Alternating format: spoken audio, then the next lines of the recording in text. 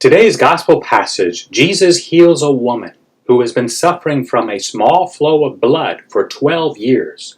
Because this woman has been losing blood, she was considered by her people to be ritually impure, as stated in Leviticus chapter 15. And not only that, but anything the woman would touch, any person or object, would also be considered ritually impure.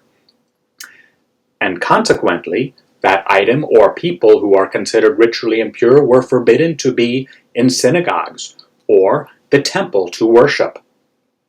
Likely, the suffering that was the most painful for the woman to endure was not the small flow of blood from her, but rather was being considered a social outcast, the social death she experienced daily, and the suffering that entailed. Desperate, the woman went to many doctors, according to the gospel passage, but none of the doctors were able to heal her.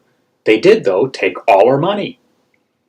She then hears of Jesus and approaches Jesus from behind, touches him, believing that Jesus can heal her, and she is cured immediately.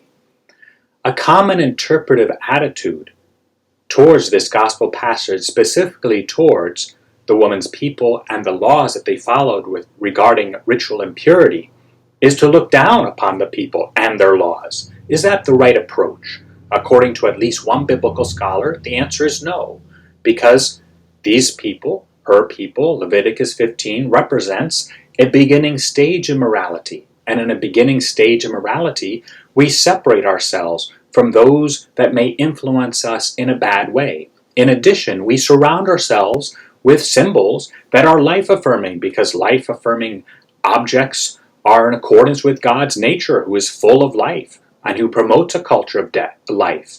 And that which is opposite of that which is associated with death and destruction and violence, such as loss of blood, we remove ourselves from, we separate ourselves from. That's a beginning stage of morality.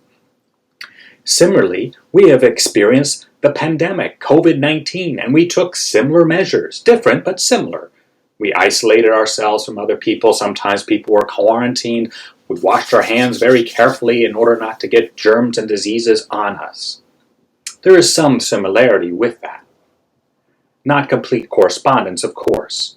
The application of today's gospel to our lives is to acknowledge humbly, not proudly, that separating ourselves from other people in order to be physically pure and also possibly morally pure, is a beginning stage of morality. Jesus, though, invites us to a higher stage, but gradually, prudently, carefully, where grace works on our nature incrementally.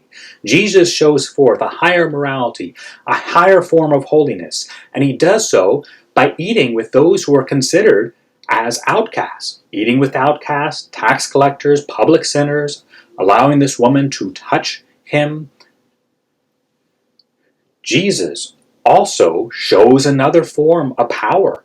Instead of contracting impurity when he associates with those considered as public sinners and when the woman touches him, rather, he heals. His power goes out of him, and he heals, cleanses, and elevates all those people who are deemed as outcasts, who are seen as to be separated from.